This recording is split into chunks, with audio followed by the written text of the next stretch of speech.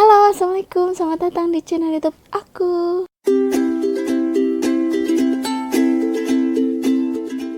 Di video kali ini aku akan membahas tentang Q&A lagi karena makin banyak yang nanyain via DM, via email ke aku mengenai Fakultas Hukum ini, dan terima kasih banget buat teman-teman yang udah nontonin video aku dan subscribe channel YouTube aku gitu. Jadi berhubung aku udah lama banget nih nggak ngebahas tentang Q&A dan tentang live sharing ini, sekarang it's the time aku akan membahas ini. Check this out ya. Tema yang akan aku bahas pada video kali ini adalah tentang pengalaman aku yang pernah menjalani tes seleksi kerja, ya bisa dibilang seperti itu, di salah satu kantor hukum di Jakarta. Karena waktu itu ada yang email aku, katanya, "Kak, aku masih lulusan baru gitu, dan aku juga masih blank mengenai mengikuti tes kerja di kantor hukum," karena dia ini si penanya pengen banget kerja di kantor hukum gitu. Singkat cerita ya, jadi aku itu ini bantang ngalingin. Jadi waktu itu aku lulus Fakultas Hukum S1 itu tahun 2014. Pertama kali lulus gitu kan, kita namanya juga masih darah-darah muda gitu, semangat pantang menyerah. Yang namanya juga baru mendapatkan titel SH Sarjana Hukum gitu kan. Jadi semangatnya masih menggebu-gebu dalam mencari pekerjaan. Nah, begitu juga dengan aku nih. Nah, waktu lulus itu, gengs, namanya juga lulusan baru yang tadi aku bilang, kita tuh baik di job street waktu itu aku cari loker mengenai lowongan Fakultas Hukum itu, terus di koran waktu itu juga aku sempat coba. Nah, kebetulan aku dapet loker si kantor hukum ini tuh di koran Kompas apa kalau nggak salah, iya waktu itu di situ. Nah, itu kan di koran Kompas tuh kan ada bursa kerja gitu. Nah, situ aku waktu itu daftarnya. Aku itu melamar via Kompas yang tadi aku bilang, via email gitu kan. Jadi kantor hukum ini tuh bergerak, yang aku apply itu bergerak di bidang pelayanan jasa HKI, yaitu hak kekayaan intelektual. Jadi hak kekayaan intelektual apa aja nih, Kak? Nah, hak kekayaan intelektual itu macam-macam, ada 7 macam kalau nggak salah. Ada rahasia dagang, ada hak paten, ada hak merek, ada hak cipta. Nah, gitu-gitu deh, pokoknya nanti kalian belajar. Pokoknya kantor hukum itu menangani permasalahan hukum di bidang tersebut. Ya, udah gitu kan, kita melamar, dipanggil dong gitu kan, singkat cerita dipanggil. Kalau nggak salah waktu itu lokasinya aku tes di sana, kantor hukumnya itu ada di Jakarta Pusat. Jadi di daerah-daerah Gondang Dia gitu deh. Dulu belum ada Gojek, belum ada Grab. Tahun 2014 yang tadi aku bilang. Jadi aku ke sana tuh diantar sama bapakku gitu. Pakai motor kita berdua ke sana. Nah, waktu itu aku ditelepon untuk interview, datangnya jam 9 pagi dong gitu. Ya udah deh, singkat cerita jam 9 pagi aku udah di sana, udah di lokasi tes. Nah, di sini ada saran ketika kamu semua sedang menjalani proses interview ataupun proses psikotes atau pokoknya rangkaian dari seleksi pegawai di salah satu kantor hukum. Menurut aku, walaupun nggak di kantor hukum, pokoknya dimanapun lah gitu kan. Jadi menurut aku, saran aku sih gitu kan, tipsnya dari aku, kalian pakai pakaian yang setidaknya formal gitu. Jadi mentang-mentang ini kalian baru fresh graduate, jadi gayanya semau kalian, nggak kayak gitu dong. Jadi ketika kalian lulus, kalian itu sudah siap untuk menghadapi seleksi gitu. Jadi begitu juga kan yang ikut seleksi itu tidak hanya fresh graduate, tapi ada juga yang berpengalaman gitu, biar kita tuh nggak kalah poin start di pertama itu. Look kita tuh juga dilihat oleh si HRD-nya ini gitu. Jadi saran aku, kalau kalian lagi dalam proses seleksi, misalkan besok ataupun kapan gitu kalian interview, nah kalian itu gunakan pakaian yang formal yang tadi aku bilang, seperti kalian pakai kemeja hitam gitu kan, terus bawahannya celananya itu kalian bisa pakai celana hitam gitu. Jadi ya formal aja gitu. Terus sepatunya juga bisa menyesuaikan gitu, bisa pakai sepatu hitam, warnanya hitam gitu. Begitu juga yang perempuan, kalaupun kalian kak kayak TKI atau TKW deh gitu kan kalau yang perempuan.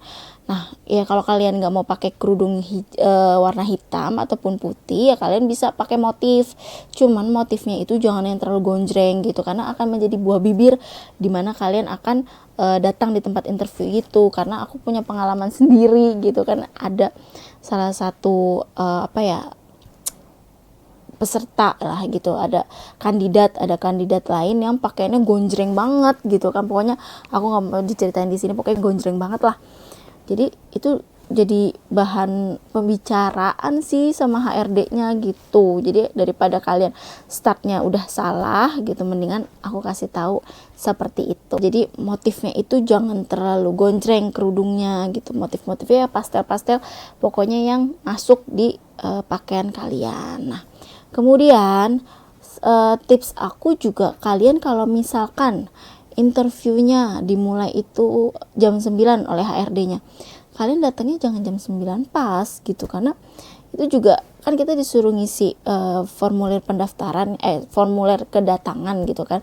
Jadi kita disuruh ngisi absen gitu, nanti itu disertakan nama kita dan jam kedatangan kita. Jadi nanti HRD bisa lihat tuh kesiapan kita gitu, gimana kalau dari awal kalian sudah telat, gimana nanti kalian jadi pegawainya mereka gitu kan. Mereka juga rugi banget kita nge-hire orang kayak gini gitu. Jadi ya itu lagi lah, first impression itu sangat penting loh gengs. Usahakan kalau jam 9 start interviewnya dimulai gitu, sesuai dengan perjanjian, kalian datangnya itu ya 30 menit sebelumnya gitu, dari waktu yang sudah dijanjikan gitu deh. Setelah aku absen gitu kan, absen kedatangan, aku kemudian diarahkan oleh resepsionisnya untuk masuk ke ruang tunggu, dan aku kira aku doang yang dipanggil gitu kan untuk admin legal ya.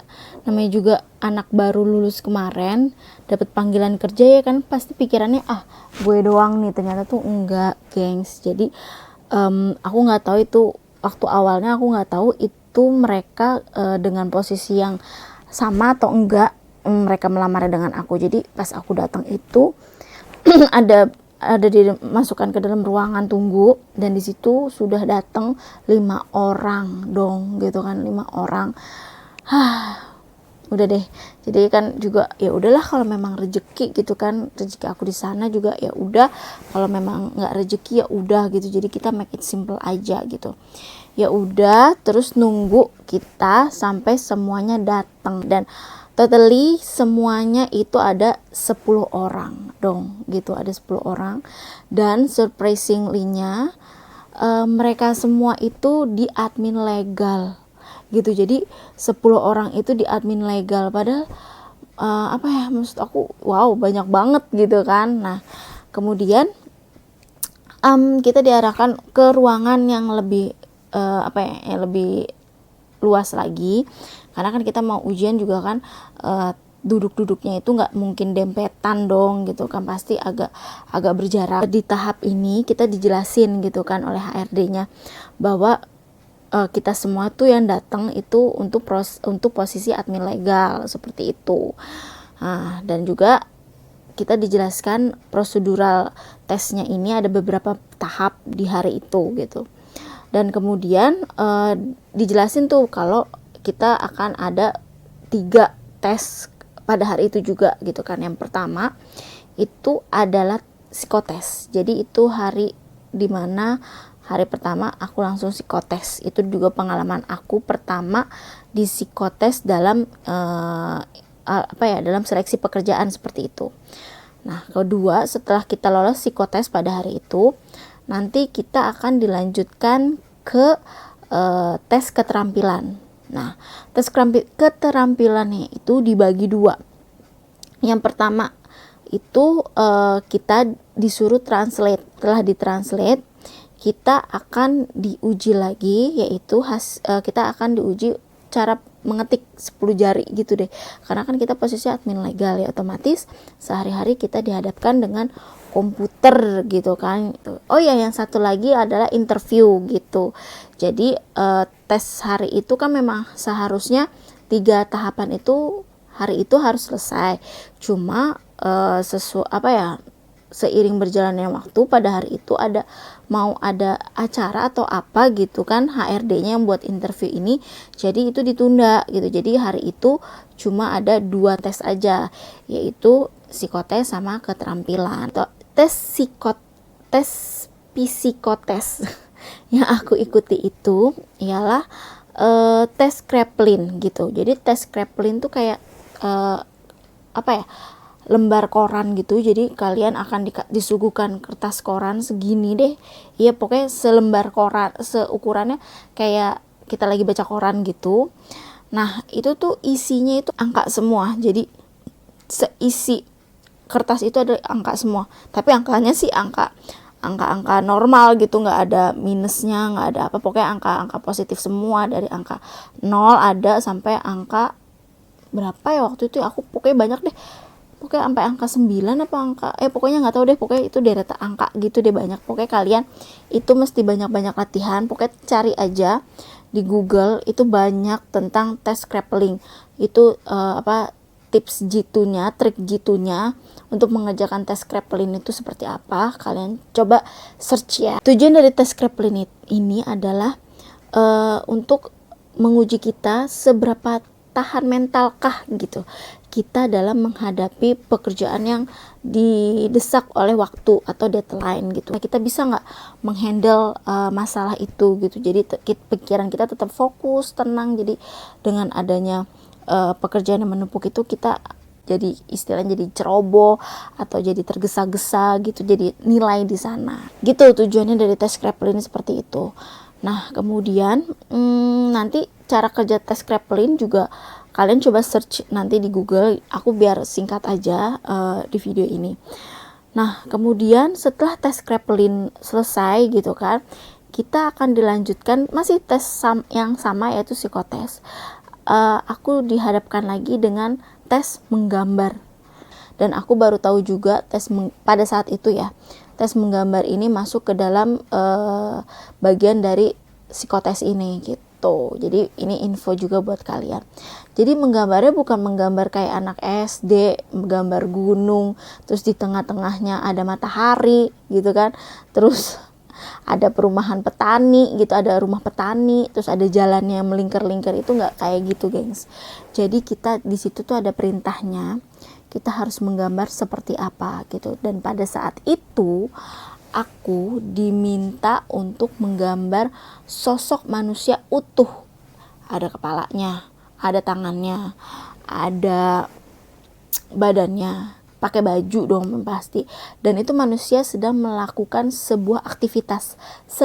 Jadi kalian harus perhatikan benar-benar perintahnya. Dia itu manusia sedang melakukan beberapa aktivitas gitu, atau melakukan sebuah aktivitas. Berarti kan sebuah aktivitas kan dia hanya melakukan satu aktivitas, tidak lebih dari satu gitu. Jadi ya kalian harus teliti mengenai hal itu gitu.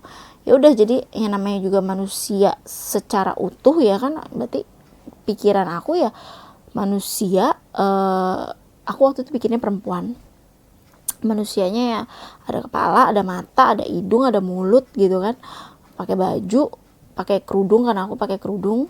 Terus ya baju-baju apa ya, pekerja kantoran gitu sih gitu kan. Dan kemudian manusia itu yang aku buat, sosok manusia itu sedang melakukan pengetikan gitu. Jadi pengetikannya di depan komputer. Ya aku juga nggak bisa gambar, cuma ya mau nggak mau pada hari itu juga kita harus selesaiin ini gitu. Apapun hasilnya kita harus terima gitu, karena kan yang tadi aku bilang, startnya itu kita mencari pengalaman gitu. Kalaupun kita lulus ya itu sebagai bonus buat kita gitu. Kalaupun kita tidak lulus di tahap seleksi ini ya nggak apa-apa. Itu jadi pembelajaran untuk kita supaya kita menjadi yang lebih baik di kesempatan yang akan datang gitu. Ini tuh tes menggambarnya nggak disuruh mewarnai, enggak.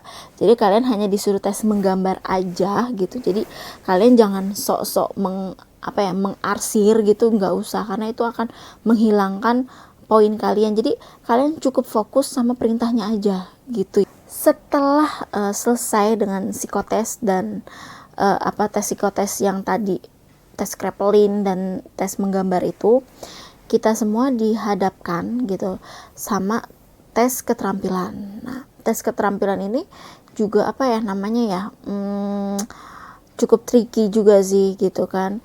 Jadi kita dikasih kertas selembar lagi lah, mereka emang sukanya kertas sih karena kita admin, kertas selembar gitu kan, ukuran sekira HVS folio gitu deh.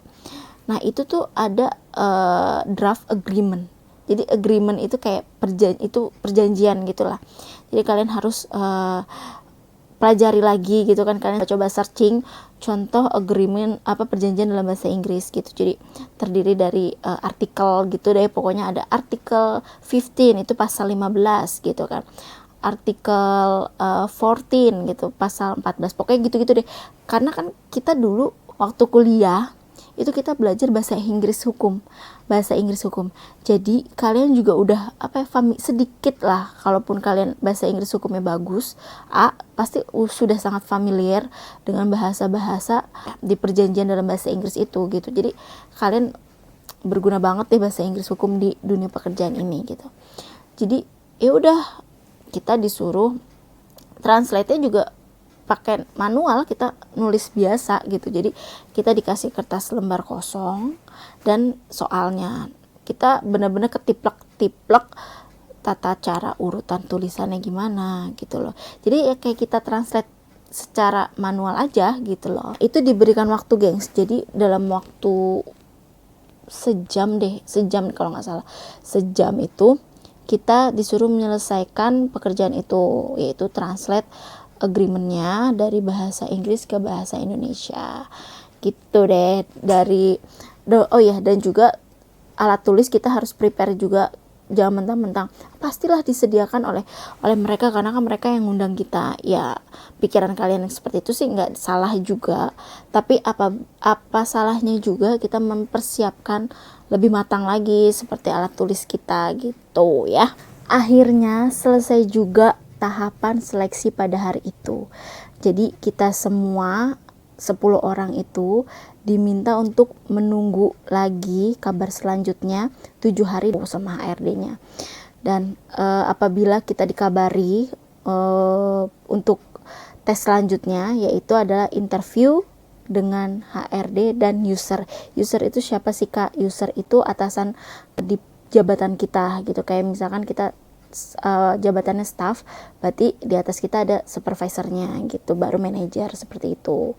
At the end ternyata sebelum 7 hari lah kalau nggak salah, alhamdulillah aku dikabari oleh HRD-nya via telepon again gitu, bahwa aku lolos untuk ke tahapan selanjutnya, yaitu interview dengan HRD dulu.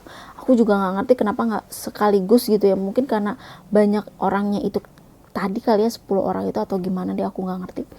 Dan ucuk-ucuk gitu kan datang tuh pada hari yang sudah ditentukan untuk interview dengan HRD-nya. Nah ternyata dari 10 orang yang lolos 5 orang, dan mereka semua udah pada berpengalaman. Dan di situ yang fresh graduate cuman ada 2 apa 3 orang gitu, 2 orang kalau nggak salah, ya 2 orang, sisanya 3 orang tuh mereka sudah berpengalaman banget guys. Mereka admin legal di berbagai macam perusahaan, mereka sudah malang melintang di dunia legal.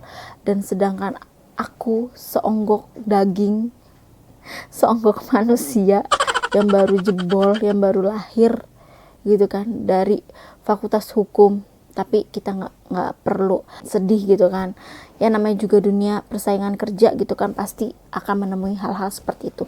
Ini baru awal gitu kan, gimana kalian menghadapi dunia kerja saat ini. Interview dimulai, jadi kita 5 orang itu dibagi kloternya gitu, jadi sesuai dengan jam kedatangan kita. Nah aku itu datang di urutan keempat gitu ya, kalau nggak salah di urutan keempat. Ya udah deh, aku nunggu dan tibalah saatnya aku dihadapkan dengan si HRD-nya ini dong. Dan pada awal itu kan kita pas waktu ujian psikotes itu, kita diminta untuk mengisi CV kita gitu kan. Kita juga harus membawa CV kita sendiri. Pokoknya tips aku lagi nih, aku lupa disampaikan di awal tadi. Pokoknya ketika kalian dipanggil kerja gitu loh, baik diminta ataupun tidak diminta, sebaiknya kalian dengan kesadaran diri kalian sendiri, kalian membawa CV kalian gitu. Jadi kalian membawa daftar riwayat hidup kalian gitu kan, karena nanti akan diminta oleh HRD-nya. Kalau misalkan kalian bilang, ya Pak kemarin gak diminta sama Bapak, hello, lo tuh bukan anak kuliahan lagi gengs, yang harus diperintah baru ngejalanin gitu kan.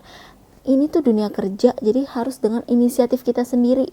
Itu namanya kalian gak siap untuk menghadapi dunia kerja. Jadi saran aku, kalian memang harus prepare. Jadi orang lain belum nyuruh, kalian harus udah siap gitu loh. Jadi maksudnya seperti itu gitu. Kalian udah siapin semuanya. Singkat cerita, CV aku udah dipegang sama HRD-nya.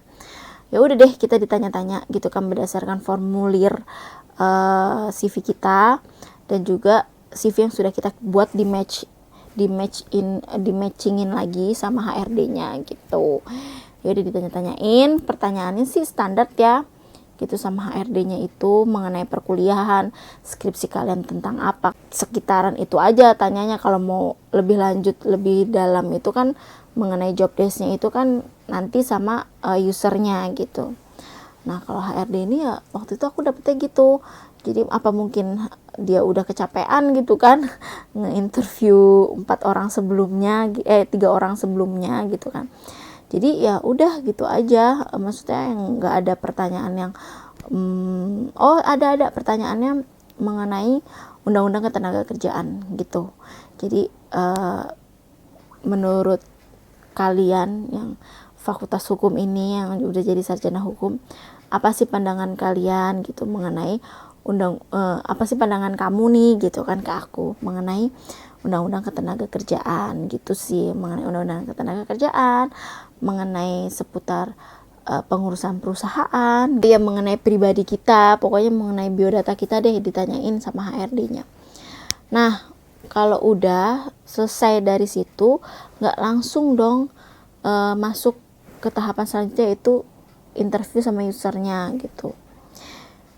Jadi aku disuruh nunggu lagi 1 minggu gitu. Jadi itu tuh cuman jadi aku datang jam 9, aku pulang tuh sekitar jam 12 siang gitu udah selesai. Ya udah deh pulang, nunggu lagi 7 hari kemudian. Saran aku di saat gitulah, di rentang waktu kalian menunggu pengumuman itu, saran aku kalian coba deh untuk mengelamar lagi, banyak melamar gitu, karena kita jangan hanya berpatokan kepada satu kesempatan aja gitu, tapi kita coba kesempatan-kesempatan lain gitu. Ya sama kayak aku juga waktu menunggu masa-masa pengumuman untuk maju ke interview user, aku juga ngelamar lagi gitu ke tempat lain gitu loh. Nah ternyata yang aku rasa gitu kan, aku rasa kok ini udah lebih gitu dari 7 hari gitu loh.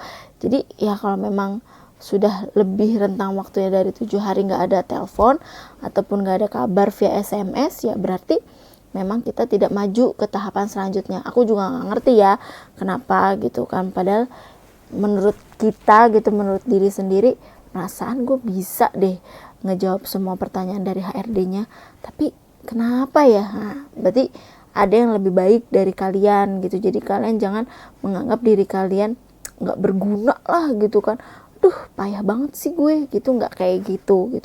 Siapa tahu yang kita ingini itu bukanlah yang terbaik buat kita menurut Tuhan. Jadi menurut kita nih itu tuh bagus buat gue gitu, gue yakin itu tuh bagus buat gue, tapi kalau menurut Tuhan lo nggak bagus di sini, ya udah dihilangin gitu loh. Jadi apa yang menurut manusia baik belum tentu menurut Tuhan itu yang terbaik buat kita. Ya udah, kita coba lagi di kesempatan yang lainnya gitu kan. Kesempatan gak hanya satu, masih banyak yang terbuka lebar. Apalagi kalian semua masih fresh graduate, masih semangat tentunya. Akhir cerita aku gak lolos di kantor hukum itu gitu kan.